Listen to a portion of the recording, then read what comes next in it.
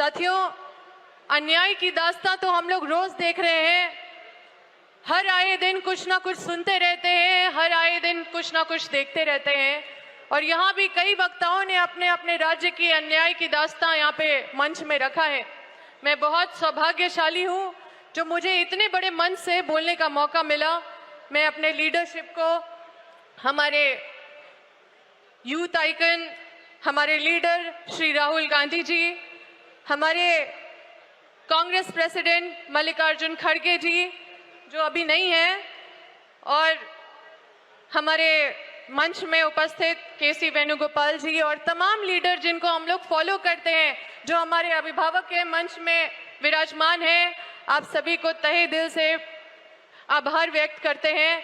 आप हमारे मार्गदर्शक हमेशा बने हैं और ये शक्ति के साथ जो हम लोग कांग्रेस पार्टी में जिस विचारधारा के साथ खड़े हैं, क्योंकि हम झारखंड से आए हैं तो हम जल जंगल जमीन की बात करेंगे। साथियों, न्याय पथ ये एक बहुत बड़ा मैसेज है।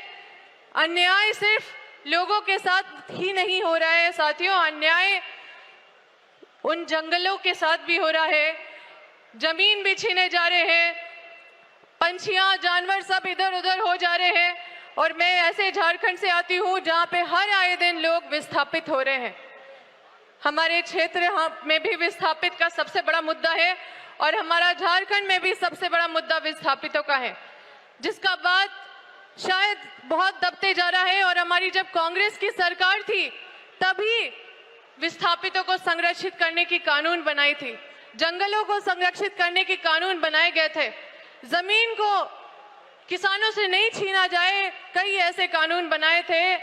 वाइल्ड लाइफ को बचाने के लिए कानून बनाए गए थे जो आज पूरी तरह से ध्वस्त हो रहे हैं। ये अडानी अंबानी बड़े बड़े प्रोजेक्ट लेके आते हैं हमारे झारखंड में और विस्थापितों को यहाँ से वहां कर देते हैं। न रिहेबिलिटेशन मिलता है, न कंपनसेशन मिलता है, न मुआवजा मिलता है, न नौकरी मिलता है। साथियों, हमारे झारखंड के लोग इधर उधर दर बदर भटकते भटकते कहाँ लेबर का काम करने दूसरे प्रदेश में चले जाते हैं। साथियों, अगर हमारे राज्य के बच्चे अगर इसरो में काम करने के लिए बाहर जाएं, अगर पायलट बनने के लिए बाहर जाए तो समझ में आता है, लेकिन अगर अपने परिवार को छोड़ के 5-10 हजार की नौकरी करने के लिए बाहर जाएं तो उससे दुर्भाग्य कोई भी बात नहीं होगी।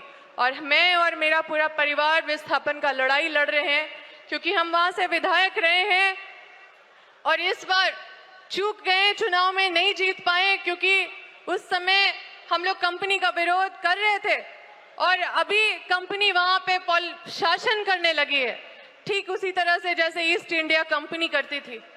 तो साथियों, अन्याय का पैमाना इतना बड़ा है कि हम सबको अपने लीडरशिप के बातों को गंभीरता देने का जरूरत है। ये जल, ये जंगल, ये जमीन, ये हमारा अस्तित्व सबको मिटाया जा रहा है और हमारे क्षेत्र में इतना माइन मिनरल होने के बाद भी पूरे देश में सबसे गरीब राज्य अगर कोई है तो वो झारखंड राज्य है। पूरी तरह से अन्याय का प्रकाष्ठा हम लोग देख रहे हैं साथियों। क्योंकि मंच में मौका मिला बोलने का तो हम सोचे कि अपने झारखंड की भी स्थिति बताएं ताकि आप लोग इस बड़े पैमाने में जो हम लोग न्याय पथ में निकले हैं उसको और मजबूत बनाने के लिए संकल्पित रहें। हम तहे दिल से धन्यवाद देते हैं अपने नेता राहुल गांधी जी का, जिन्होंने हम सबको इतना विजन दिया है और सशक्त सोच दिया है। और जिस तरह से संविधान खतरे में है, इतना बेबाकी से हर वो मुद्दे को उठाते हैं जो शोषित, वंचित, पीड़ित है, वो सुनते हैं तो उनके अंदर एक आशा, एक उम्मीद बची रहती है। और इसी आशा उम्मीद को हम लोग सब मिलके संकल्प लें और इस संकल्प में आगे मजबूती से बढ़े। मेरी सब इस परिवार को शुभकामनाएं हैं और तहे दिल से धन्यवाद देते हैं अपने लीडरशिप को। धन्यवाद।